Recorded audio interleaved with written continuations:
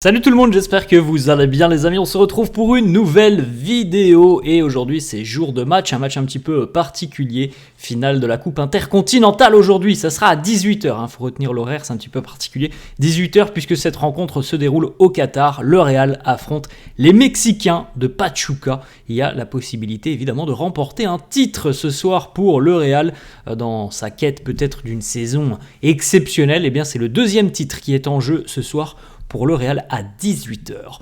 Les unes des quotidiens madrilènes, Marca qui titre sur Vinicius et l'obtention du trophée The Best pour Vinicius hier. Malheureusement, il a échoué il y a à peu près 2 mois au Ballon d'Or, mais en tout cas, hier, Vinicius a remporté haut la main le trophée The Best, et d'ailleurs le Real a remporté beaucoup de trophées. Carlo meilleur entraîneur, le Real meilleure équipe de l'année. On a aussi 3 joueurs du Real parmi le 11 du trophée de l'équipe The Best de l'année. Donc on a beaucoup de trophées remportés par le Real. Félicitations à Vini qui est aussi en une du quotidien AS The Best. Voilà, vous le voyez, très heureux Vinicius de remporter ce beau trophée décerné par la FIFA, puisque c'est les trophées de la FIFA.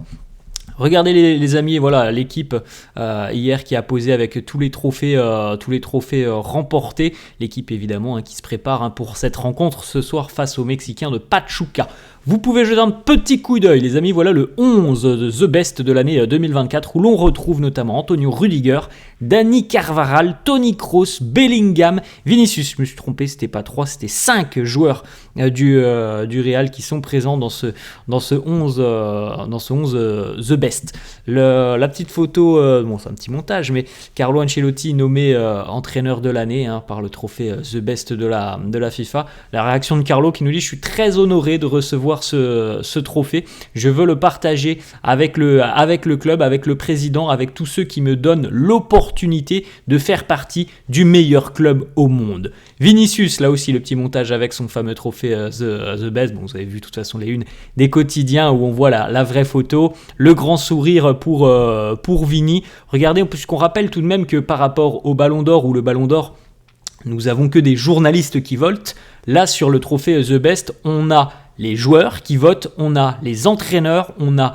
certains médias et on a aussi les fans. Et vous pouvez regarder donc les votes de toutes les personnes qui ont voté tout simplement pour le trophée The Best, parce que vous comme moi, on pouvait voter sur le site de la FIFA, et vous pouvez jeter un petit coup d'œil. Mis à part encore une fois les médias où Rodri est légèrement devant, sinon on a aussi au niveau des entraîneurs. Sinon regardez en ce qui concerne les supporters, donc les émotions, c'est un petit peu comme au Ballon d'Or, là on laisse voter des journalistes, mais là quand on parle aux supporters, les émotions elles sont différentes entre Vinicius et Rodri, et les votes le prouvent.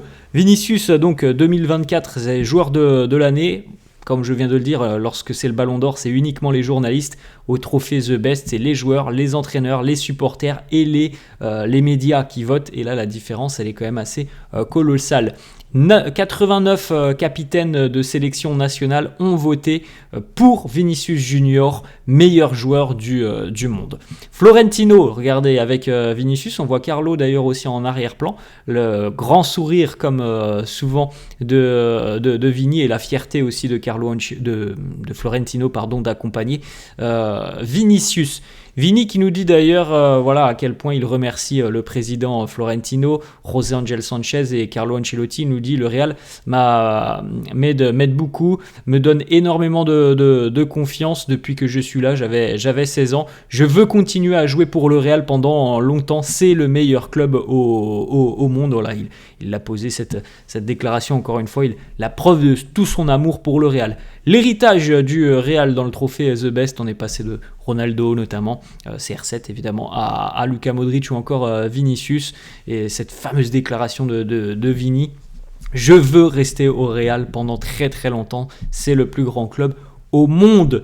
Les déclarations, puisqu'on a quand même une finale à préparer, on avait Carlo et Jude Bellingham en conf de presse hier. Carlo qui nous dit: je pense qu'on est mieux à l'heure actuelle qu'il y a un mois. C'est une finale, c'est une opportunité unique de remporter un nouveau trophée. On est très excité de jouer cette rencontre. Sur les Mexicains de Pachuca, il nous dit: j'ai regardé leur match contre Botafogo et Al-Ahly, donc les 2 tours précédents. C'était un match important pour eux. Ils ont de très bons joueurs. Pas mentir, franchement, je connais pas beaucoup l'équipe de Pachuca. Je suppose, comme souvent les équipes sud-américaines, ont un supplément d'âme et la dimension physique est très très importante. Après, comme on l'a déjà dit la semaine dernière, techniquement il n'y a pas d'égal au Real, donc voilà, si le Real se met à 100% dans cette rencontre, et je pense que ça sera le cas parce que c'est un match à part, c'est une finale, normalement le Real devrait prendre le dessus sur les Mexicains.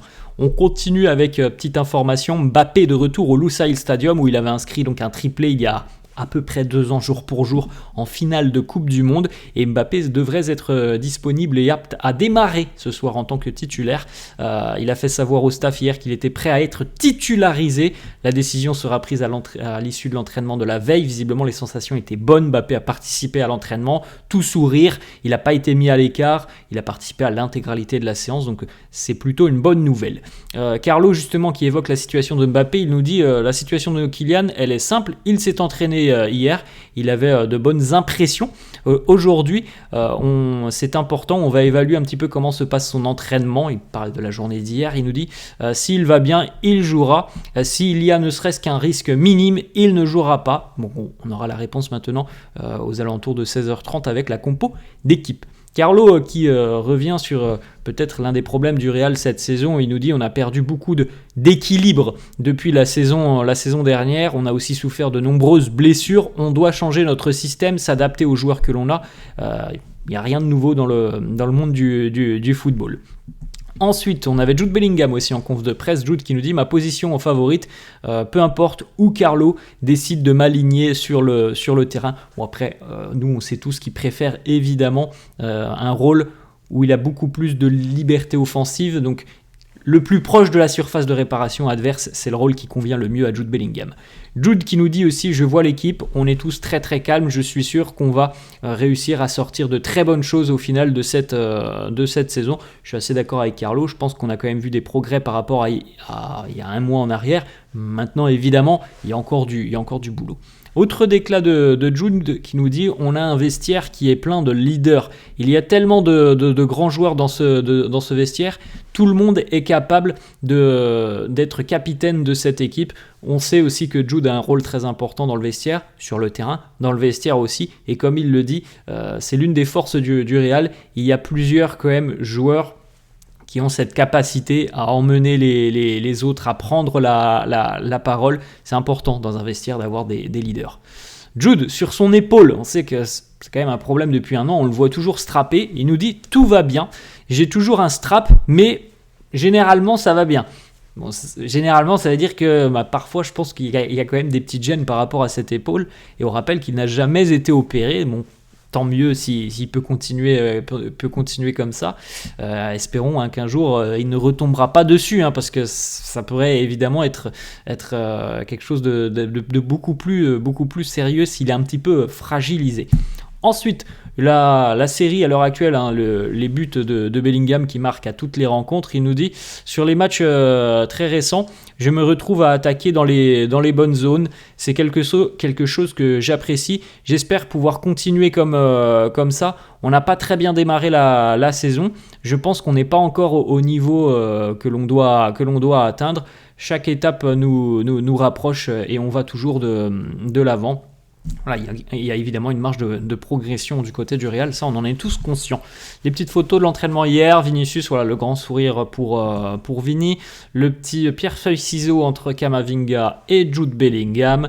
On va regarder aussi la compo d'équipe du quotidien AS, les amis. Courtois dans les buts, Tchouaméni, Rudiger en charnière, Lucas Vazquez à droite, Fran à gauche, donc on n'arrête pas de Raúl Asensio une nouvelle fois.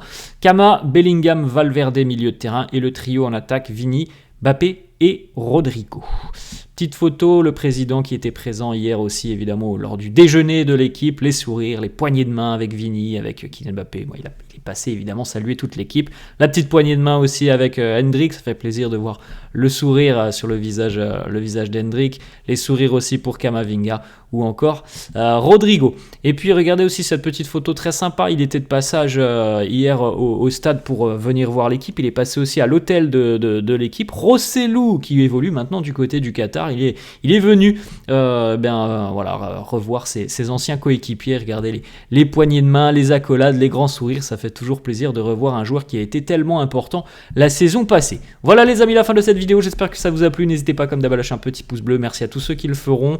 N'hésitez pas à vous abonner à la chaîne, merci à tous ceux qui le feront. Je vous souhaite une très bonne journée, un bon match, l'horaire à 18h les amis, et puis nous on se dit à la prochaine. Ciao.